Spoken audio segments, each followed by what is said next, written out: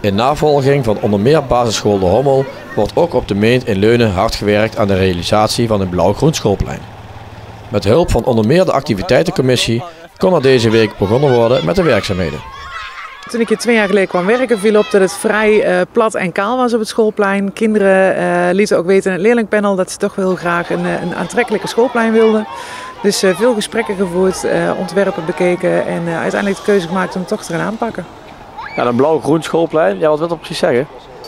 Nou ja, met de huidige klimaatveranderingen natuurlijk, warmte en veel regenval en de straatstenen die er lagen, kon het water natuurlijk werken. Het was een behoorlijk hittegevoelig plein. Dus vandaar de naam groen-blauw, dus meer groen en blauw het water wat weg kan, is ervoor gekozen om het op deze manier aan te pakken. Ja, wat gaat er vandaag precies gebeuren? De AC die heeft een bedrag beschikbaar gesteld, heeft een brief opgesteld namens de heer Thomas van der Meer.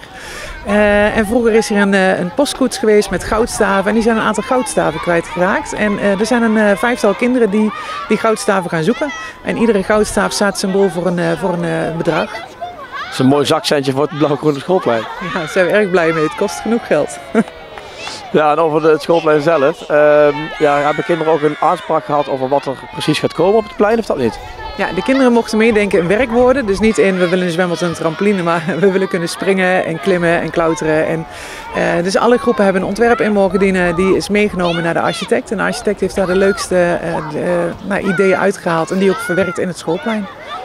Ja, het is een openbaar schoolplein. Dus eigenlijk is het straks voor heel Leunen.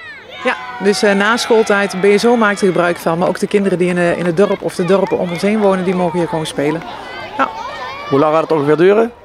Nou, we hopen 9 november te kunnen gaan beginnen met aanplant. We hebben een hele hoop ouders gehad die zijn komen helpen met het saneren, dus het wippen van tegels. Collega's hebben meegeholpen afgelopen zaterdag.